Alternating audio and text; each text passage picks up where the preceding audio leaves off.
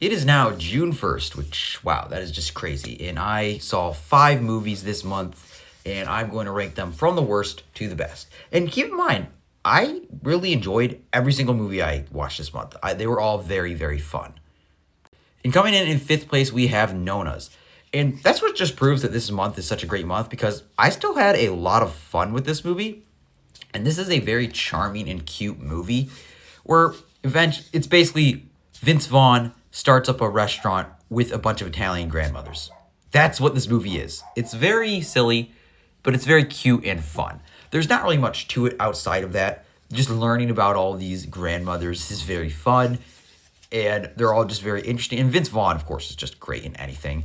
And this is just a very cute, albeit generic Netflix movie, but it was fun. It was very cute, and yeah, it was cute. It was fun. Coming in fourth place, we have Lilo and Stitch. And this was another movie where, like I said, I had a really fun time with this movie. I really liked it. I thought it was good, but it's just got quite a bit of problems that just really bother me. A lot of the changes they made from the original are just frustrating.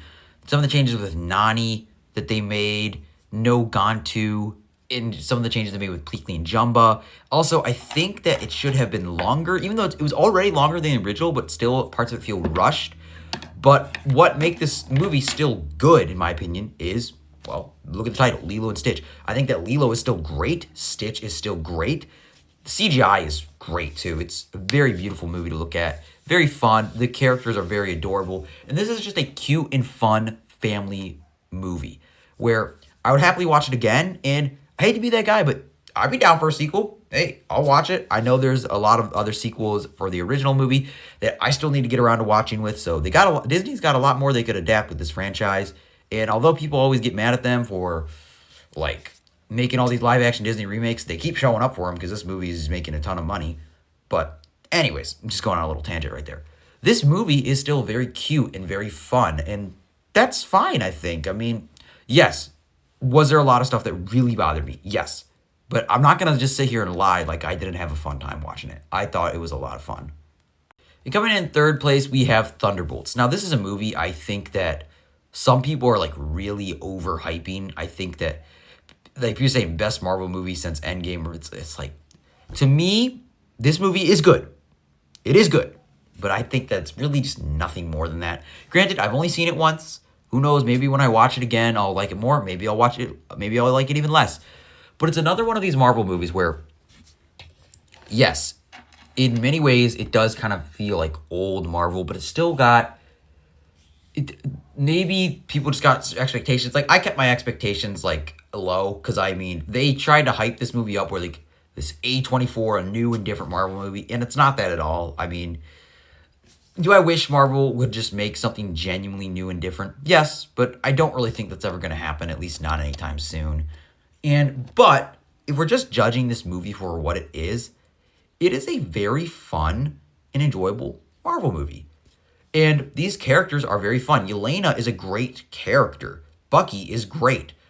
I mean, I wish we got to see more of him. I really like John Walker. I liked a lot of these characters, but just what hold it down is just really just what's been holding down everything Marvel lately is just a lot of the constant humor just really kills it. They try to act like this is some really emotional movie. It really wasn't, at least not for me. But I liked it. It was fun, but it's really nothing new. It's nothing really different at all.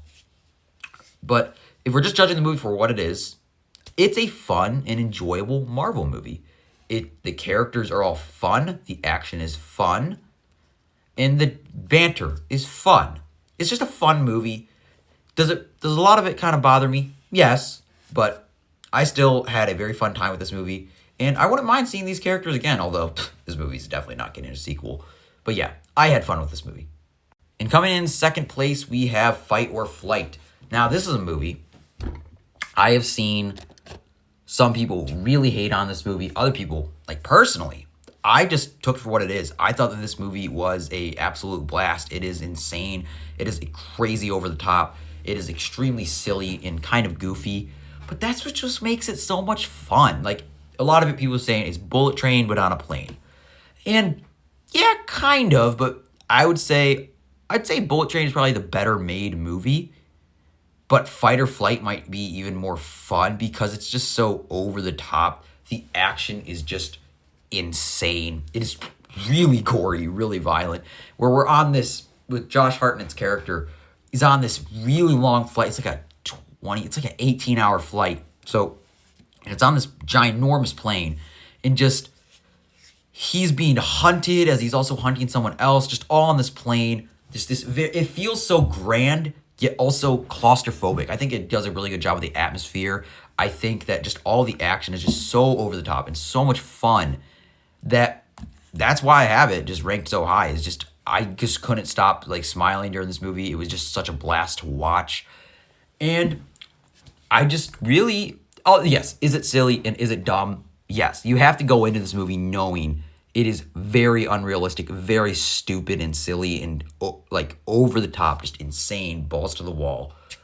But if you can accept that, then you could probably have a very fun time with this movie. I had a blast with it personally. And yeah, it comes in at second place. And coming in at number 1, we have Final Destination Bloodlines.